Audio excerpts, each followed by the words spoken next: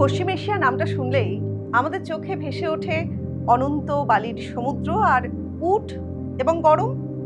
Saudi আরবের বিশাল মরুভূমি যেন সেই ধারণাকে আরো শক্ত করে।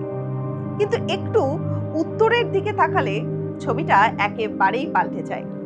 তুরস্কের বনভূমি, বরফ ঢাকা পাহাড়, আর ইরানে সবুজ উপত্যকা এবং নদী। প্রশ্ন উঠতেই পারে, একই অঞ্চলে এত পার্থক্য কেন?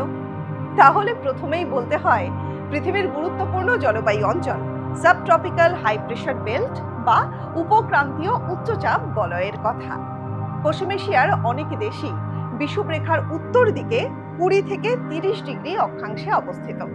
এই অঞ্চলে হ্যাডলে সেলের প্রভাবে উষ্ণ বায়ু উপরে ওঠে আর নিচে নেমে যায়।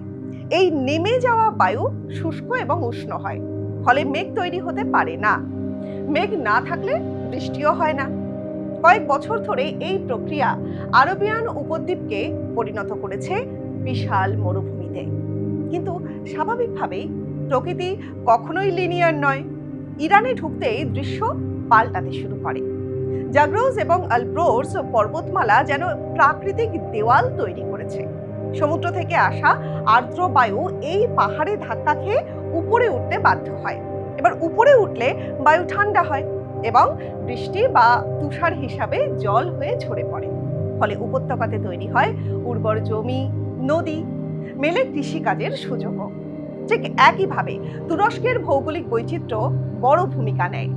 ব্ল্যাক সির দিক থেকে আসা আর্দ্র বায়ু উপকূলীয় পাহাড়ে আটকে গিয়ে বৃষ্টির সম্ভাবনা তৈরি করে। ফলে উত্তর তুরস্কে ঘন বনভূমি গড়ে ওঠে। অর্থাৎ যেখানে পাহাড় আছে সেখানে সাধারণত জল তো থাকবেই, আর জল থাকলেই জীবন, সবুজ এবং সভ্যতার বিকাশ সম্ভব হয়। এই ভৌগোলিক পার্থক্য শুধু প্রকৃতিতেই নয়, মানুষের জীবনকেও গড়ে তুলেছে। আরবিয়ান উপদ্বীপে মরুভূমিতে বসবাসকারী মানুষরা তারা যাযাবর জীবনযাপন করেন, বাণিজ্য এবং কাফেলা সংস্কৃতির উপরেই নির্ভরশীল হয়ে ওঠে। আর ঠিক অন্যদিকেই ইরানের উর্বর উপত্যকার মানুষরা তারা কৃষিভিত্তিক সমাজ গড়ে তোলে। তুরস্ক, যা ইউরোপ এবং এশিয়ার সংযোগস্থলে অবস্থিত, তার ভূপ্রকৃতির এই যে ডাইভার্সিটির কারণে বহু সভ্যতার মিলনস্থল হয়ে উঠছে।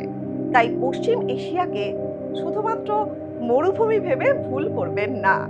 এই অঞ্চলের আসল গল্প অনেক বেশি জটিল এবং বৈচিত্র্যময়ও বটে।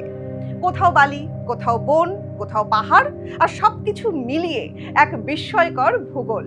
তাই পরের বার যখনই পশ্চিম এশিয়ার কথা ভাববেন, শুধু মরুভূমি নয়, সঙ্গে বরফ ঢাকা পাহাড় এবং সবুজ উপত্যকার কথাটাও মনে রাখবেন।